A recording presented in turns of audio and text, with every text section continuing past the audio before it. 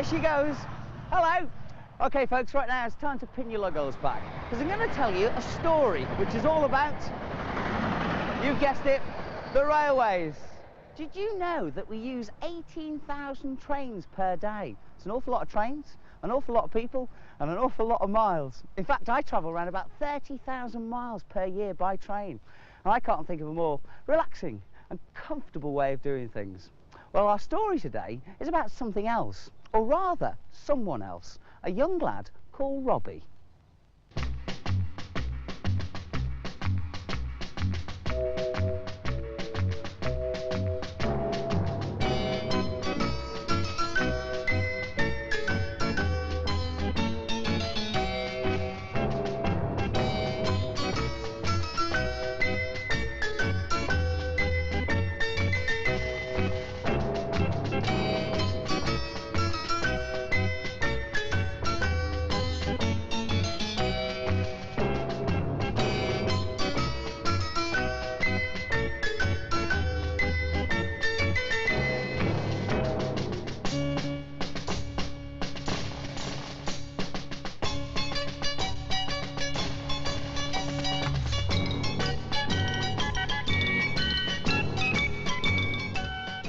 A right terror was Robbie, always into something, know what I mean? Once he got stuck up a tree. The firemen had to come to get him down. Even they couldn't work out how he climbed up that far. Thought he'd rescue a stray dog one day. Well, looked like a stray, but the blooming dog lived right on the other side of town. So Robbie got completely lost, of course. And his mum ended up fetching him from the local nick. Then fell in a pond, didn't he? And it had to be the stinkiest, pongiest pond in the whole district. Drove his mum half wild, did Robbie. When he wasn't getting stuck up things or losing himself or playing hippos in the mud, there were two big things in Robbie's life. One was football. He wasn't half bad, they said. Not bad at all for an 8-year-old. One or two people reckoned he stood a good chance of making professional one day. And the other thing was trains. Crazy about trains he was. Even the old steam locos he'd never seen in real life. Even a picture seemed to come alive.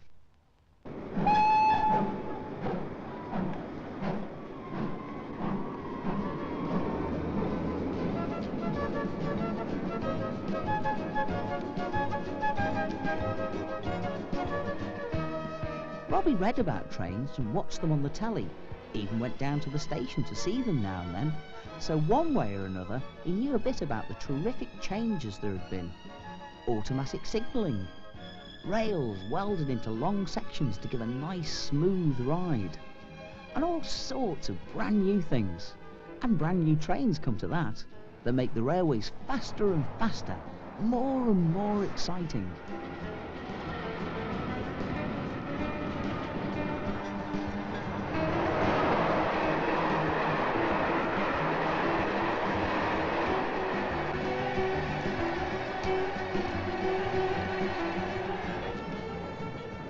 He even wondered about being a train driver himself one day, but soccer came out top. Even Mum didn't mind the mud then, so long as he kept some of it outside the house. Well, what with everyone saying how good he was, and him knocking up quite a fair goal average in the local team, you never know, we might have a soccer star in not so many years' time. Even his brother and sister showed up at one match. Of course, they were just passing, they said. Just when Robbie was kicking a dead easy penalty. And of course, he blew it, didn't he? Oh, nearly died of shame. Made up for it later, though. Smacked in that goal just before the final whistle. And you know, he could have sworn he saw them cheer. Well, nearly. Robbie didn't know it, of course, but that was the last goal he'd ever score. Come to that, the last game he'd ever play. Because things went wrong on the way home, you see. Big brother Bert reckoned he knew a shortcut. Well, that was okay, till the shortcut brought them to the railway line. "We can't cross that," said Robbie. But it's dangerous. Of course down we there. can, said Bert. Oh, just listen Look, to him, there's a Big huge soccer great stuff hole there, in the look, fence. Got And Kenny another in hole there. on the other She's side, Sally naughty. chipped in. I thought you were a big Robbie tough argued. soccer player. The kids who made those must be stupid. It wasn't kids, said Jake. It was grown-ups. I saw them do it so as to get across to the pub. Well, they're stupid, Robbie argued. It's just plain stupid going across a railway. You chicken then, asked Bert. Chicken soccer star. Sally joined in. Chicks United, bottom of the 4th division. Oh, look, he's going all red. I know what, said Bert. You'd go across for these, wouldn't you? I'll bet you would. Oh, give 'em back, yelled Robbie. Keep your hair on. You can have 'em, said Bert. All you've got to do is get 'em. Go on, go fetch, boy. Oh, now look what you've done, Robbie shouted. You threw 'em there, you get 'em back. Huh, no way, mate, said Bert. It's all electric up there. Thousands of volts. Kill you as easy as anything. Oh, now look who's chicken, asked Robbie. It's only the wires that are electric, not the other bits.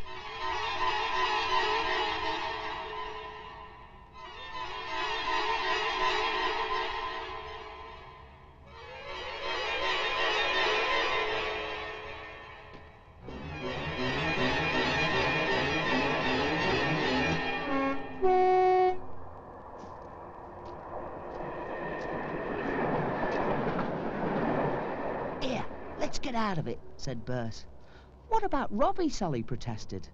But Bert didn't care very much about Robbie just now. He'd gone all white and he was very, very scared.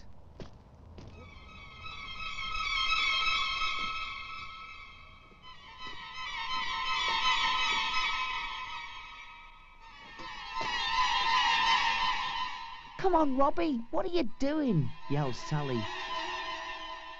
Get in my boots, said Robbie. Oh, leave them, for goodness sake, shouted the others. Not on your life, Robbie shouted back. Mum could never afford new ones.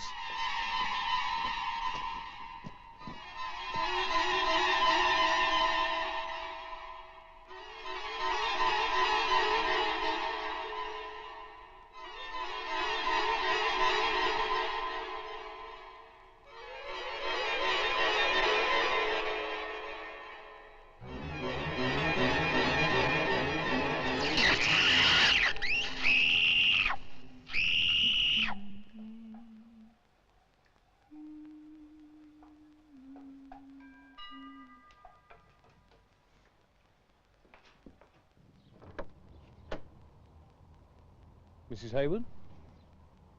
Yes? Mrs. Ruth Hayward? Yes? But what have you been up to? Well, where are the others? The lad's had a bit of a shock, love. What do you mean? What's going on? Look, could we talk inside? Oh, yes, of course. The coppers have some rotten jobs sometimes, like ringing a doorbell and telling a mum a boy won't be home for a long, long time. For God's sake, what's happened? Where's Robbie? Where's Sally? Your Robbie's had an accident, I'm afraid. A bit of a nasty one. He's not... No, he's alive. But he's very poorly. It happened on the railway. Well, where is he? I've got to see him. No, that wouldn't be a good idea, love. Not just now. He's in hospital. You can't see him, not yet. Who says I can't see him? I'm his mother. I've got a right. Sorry, love. He's badly hurt. You'd only be in the way. Oh, dear God. Is it as bad as that? I know it's hard. But all we can do is wait. They've promised to phone the moment there's any news. Tell you what, let me put the kettle on.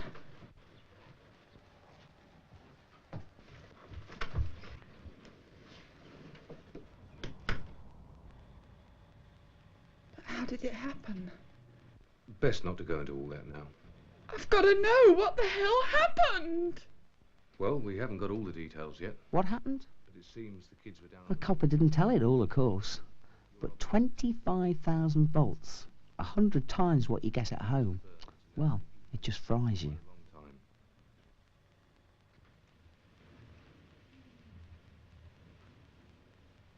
Oh, dear Christ.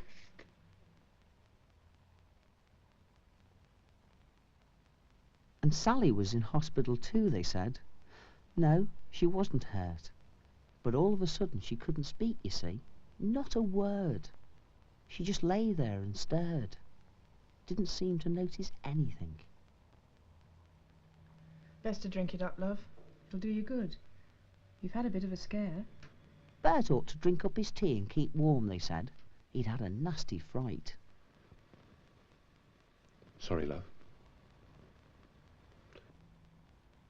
They asked me to bring these back.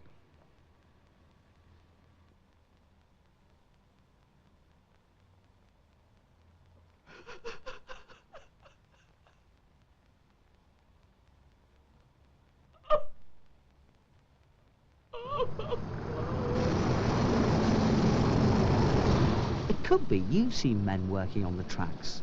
They're trained to the job, and lots of them have done it for 20, 30 years or more. All the same, in spite of their training, you even hear of them being hurt or killed sometimes. So what price your chances? It can be dodgy enough crossing a road these days. A railway track is something else. Let's see for a moment what a train driver sees. That green signal tells him it's all clear ahead. No other trains are in his way. He's on a fast stretch. He's got a timetable to run to, so he must follow the signals and keep up his speed. Then he sees track workers ahead. They wear those orange waistcoat things to make them stand out. But look, even they can be hard to spot. And a train travelling at any speed could never stop in time to miss them. Robbie knew a bit about railways, but he didn't know it all. He didn't know, for instance, that a lot of the metal bits are dangerous, not just the overhead wires, or that you don't even need to touch them, because the power can leap through thin air and flash straight down at you. Come to that, a lot of people don't know how silently a train can come at you, or how the sound of one train can drown the sound of another travelling on the other track. Or that a train can't stop anything like as quickly as a car. Or how points, for instance, can trap you, because they're often worked automatically from miles away. Poor old Robbie was right about one thing at any rate. Anyone who makes a hole in a railway fence or breaks it down is just plain stupid. Boy, girl, grown-up, 5, 15 or 50 makes no odds. They're stupid. Because it's holes like these that hurt and kill. Not just older kids, but the family dog or the baby brother or sister who don't know where they're walking, or where their walk is going to end.